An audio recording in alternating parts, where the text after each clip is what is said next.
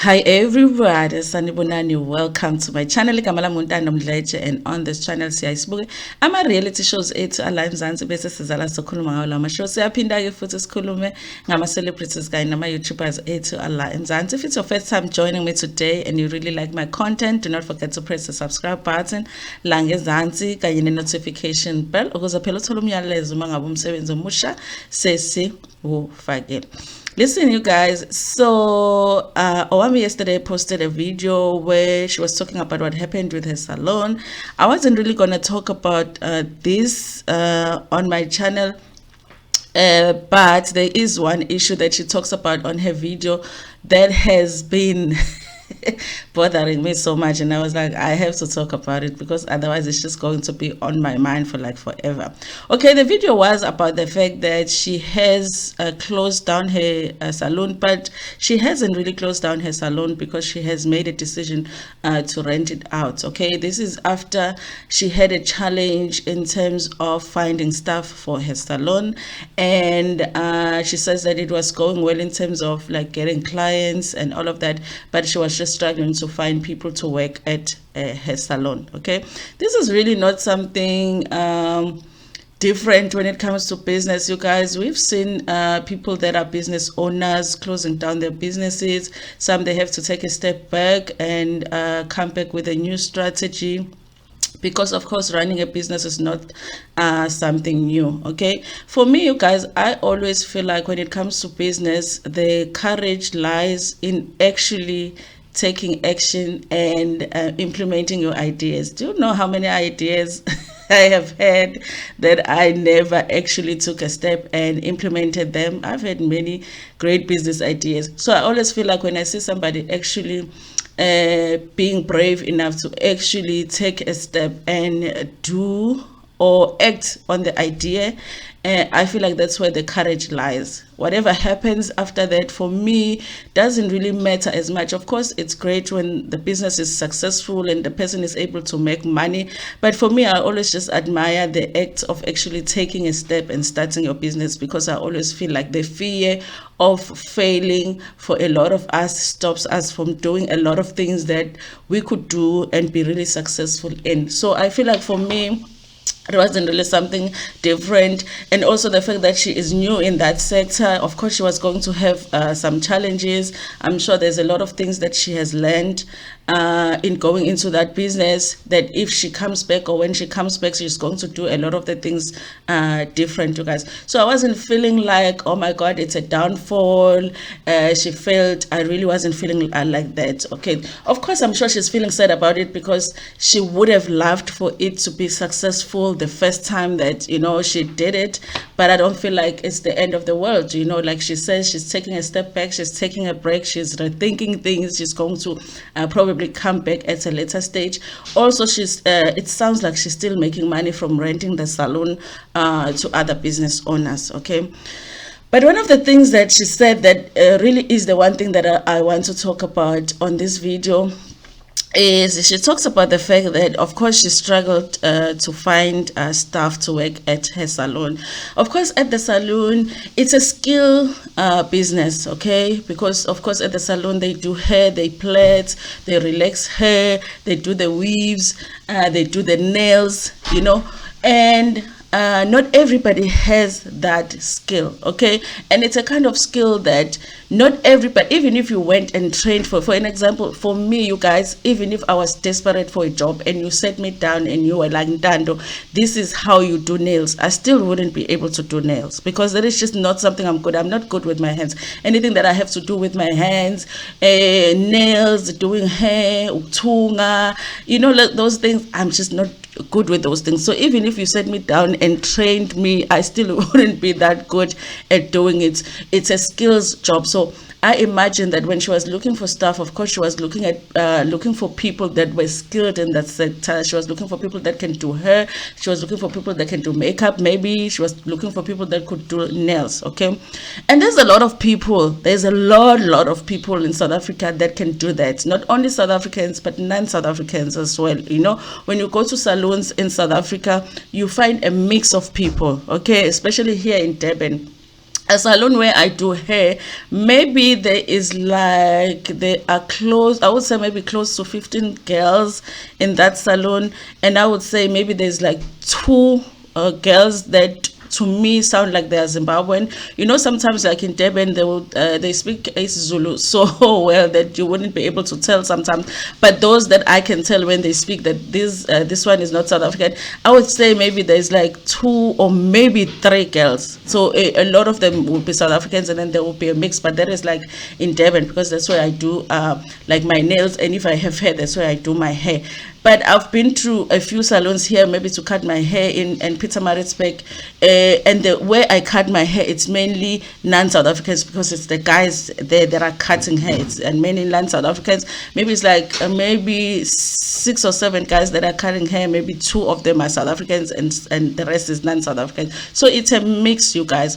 But I know for sure that it's not everybody that can do hair. It's not everybody that can do nails. So even if somebody is sitting at home and they're really desperate for a job, it's not something that they can just call and say, you know what, let me go do hair at Owamie salon, for an example.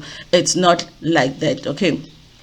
But something that I don't really like when it comes to South Africans is that we like saying this thing of South Africans are lazy. South Africans are lazy, and I always really wonder ukuthi abantu bahlala kuphi, and to make that conclusion, some South Africans are lazy. In the area where I live, you guys, of course, I haven't lived here for a while. I haven't really met a lot of non-South Africans around this area. But when we drive out to go to work, we're already seeing people that are selling on the streets. There's buses here. People are getting on buses. People are getting on taxis to go to work. There are shops along the road. Some shops are already are still closed, and people are waiting outside for the shops to open so that they can get in and there and start working. A lot of those people, guys, are South Africans. I don't want to lie. A lot of people are South Africans that are waking up in the morning. When I wake up in the morning to go to work, a lot of South Africans are waking up to go to work, and they're not to go do the ideal jobs. They're going to be cleaners. A lot of them are going to be security guards. A lot of them are going to work in people's houses to be, helpers in people's houses. So when people say South Africans are lazy, I always wonder where do they live, where they see South Africans as lazy? Because a lot of the times when I'm waking up to go to work, whether I feel like it or not, I don't feel like I'm lazy. And a lot of the times I'm seeing other people that have really made sure that they wake up on time. A lot of the people here where we live, because we're not so far from town, even though it's a distance, if you had to walk to town, they work in town. But because they don't earn a lot of them walk to town, walk to work. And like I say, I haven't met a lot of non-South Africans where I live. So when I'm seeing people, we always talk about how in this area, it's like it seems like a lot of people prefer to walk to work, and I feel like it's because they don't earn a lot where they work. So since I haven't met a lot of non-South Africans in this area, a lot of those people that are walking to work early in the morning, 6 o'clock, 6:30 in the morning, they are walking to work, are South Africans. So when people say that South Africans are lazy, I am wondering, South Africans are lazy. I feel like sonke sizwe has people that do what they're supposed to do to make a living, and everybody has people that don't want to work. But this thing, South Africans specifically are lazy. I don't know where people get that. If people are at home being unemployed really, and they don't have a skill to do the hair, they don't have a skill to do the nails, and they are calling you to say, listen, I can't do hair, I can't do nails, but do you have another position maybe that you can give to me? I don't see anything wrong there. When a person says, do you have a receptionist position, maybe? Do you have a PA position, maybe? Of course, on her side, Owamie is going to be frustrating, because it's like, listen, I'm looking for nail technicians, I'm looking for people to do hair, I'm looking for people to do weaves, I'm looking, so I'm not looking for a PA. I haven't advertised for a PA, but people are desperate for jobs, so they're going to take their chances and say, since they're opening a salon, maybe they're gonna need somebody that sits there at the reception and takes phone call. Let me check if I can get that job. It's not that person is lazy, maybe because they cannot do hair. She also talks about the fact that she hired one South African and it's somebody that was fresh from school, and she wasn't showing up for work. If she was showing up, she was never sure what time she was gonna come to work. Guys, I could relate to that, because even at work, you guys, especially now, we're dealing with registrations. We've got new matriculants coming in to register. So we've got temp staff that we have hired at work. And we do it all the time. We do it every year. But every year, there's going to be, because the people that you hire, of course, some of the people are really young people that are fresh from school.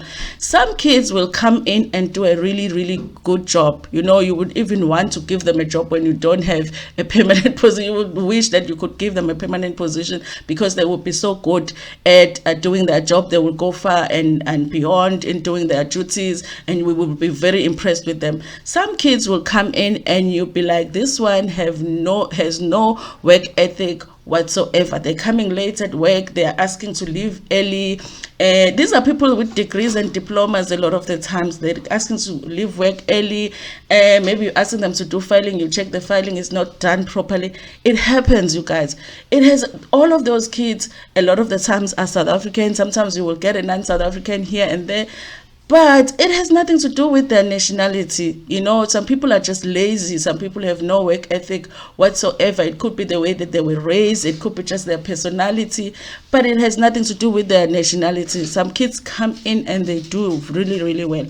At work, we have cleaners. We have security guards. Those are the careers, honestly, that we look down on. But I haven't met a non-South African doing a job, and I'm sure that we do have, because of course our university is a big university. I'm sure that we do have, but the security guards that I've seen or spoken to, I haven't really suspected that anybody is not a South African. There are South Africans, they've taken those jobs. I'm sure they don't earn a lot, but they've taken those jobs. We've got cleaners, you know, South Africans too. We've got people that are cleaning. I remember I was so impressed because we had a company that was actually cleaning the garden. You know, those people that pick up amahlamvu, the leaves. And I was seeing like a group of girls, young girls. You know, those, when you look at them, you would think, okay, maybe they passed their matric, they couldn't really study further. And then this person just hired them to do this job. And they were really working there. And they were South Africans. You know, we would be speaking to them and be like, you know, they're South African. So I really hate this thing of people saying that South Africans are lazy, because I don't know where they get it from. I feel like it's not specific to South Africa. You know, every nationality, you know, there are people that want to work, there are people that don't want to work. You know, we don't recognize in South Africa people that really do the jobs. The fact that you could not find the staff has nothing to do with people being South Africans.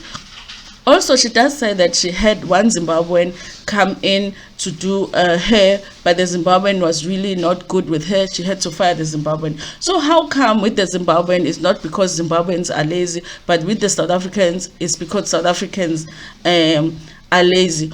Also, we have to think about it. When it comes to South Africans, we are home. Okay, I am home.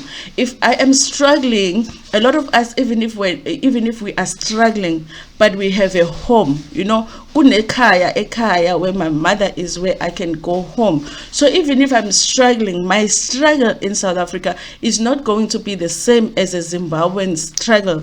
Because, for an example, if a Zimbabwean comes to South Africa, they don't have a place to stay. The first day that they're here, they have to pay for a place to stay. They have to eat. I can probably go home and eat whatever it is, a potone lodo where my mother eats for a couple of days until I recover, and then I go back to work if I'm really, really struggling. So our struggle is not the same. So even if you are going to not pay people well, because a lot of the people don't pay well, as South Africans, we have options a little bit compared to Zimbabweans, because it's like, okay, if ukuthi uzongikhokhela 3,000 rand and mhlawumbe ngisazogibela ngiyagibela every day in maybe I can't take the job. Sometimes that happens. And then with non-South Africans, they're so desperate because, of course, if they don't take the job, there is rent to pay. There's food. Some of them even come with their kids here. So our struggle is different, you know. So at times the issue of non-South Africans taking jobs in South Africa that South Africans don't take. It's because of the exploitations. It's not easy to exploit a South African because South Africans are home. South Africans are home. But it's easy to exploit people that are non-South Africans because, of course, their desperation, it's a little bit more. And I'm not saying that in South Africa you don't have people that are desperate for jobs, but it's different. A lot of the times it is different because for a South African, they are home and maybe some of them get a little bit of assistance. I can take a little bit longer to try and find a job, whereas maybe a non-South African cannot afford that. So even when they get exploited, they will take those jobs too. I totally disagree, you guys, with this thing. Some South Africans are lazy. I do have right now somebody that helps me with my child. She takes care of my child, help me in the house as well. Has been perfect for my baby since she came. And she is South African, and I have had South Africans and I have had non-South African, and one of the worst that I had was actually somebody that was not South African. She actually burned my baby's hand with an iron and didn't tell me because my baby had actually grabbed a hot iron when she was younger, and I found out my baby's hand, my baby was holding her hand, and I didn't know why she's holding her hand, and then when I opened her hand, her hand had been burned. That was Ulungi a while ago. So is that because she was Zimbabwean? No, she was just not good with taking care of a child. But and then I've had also South African nannies that have not been so good. So I really just don't feel like it has anything to do with somebody's nationality. There are so many other factors that you need to consider when it comes to these things, and also just the mere fact that the other people have taken over the business and they did not struggle to find the workers. So all those workers that they found non-South African? Okay, are they all non-South African? Maybe it was a strategy thing because she was new in the sector. She didn't understand how it's supposed to work. I saw people commenting and saying, when it comes to the salon, it's better to use the system of rent a chair rather than saying that this is the amount I'm going to pay you, which is what happens with most salons. So I do feel like it probably was a strategy thing, and she probably need to go back and rethink her strategy. But I honestly do disagree with the fact that this is all because South Africans are lazy, because we have so many South Africans that are working jobs that are not so nice, that do not pay a lot, and they wake up every morning to go and make a living. I do not believe that it has anything to do with the fact that they are South Africans. Anyway, you guys, I'm interested to hear what you guys think about this issue in the comment section. Please like it, like the video before Pumagiona, share it with your friends, with your family, and even with strangers. Ntando kakhulu.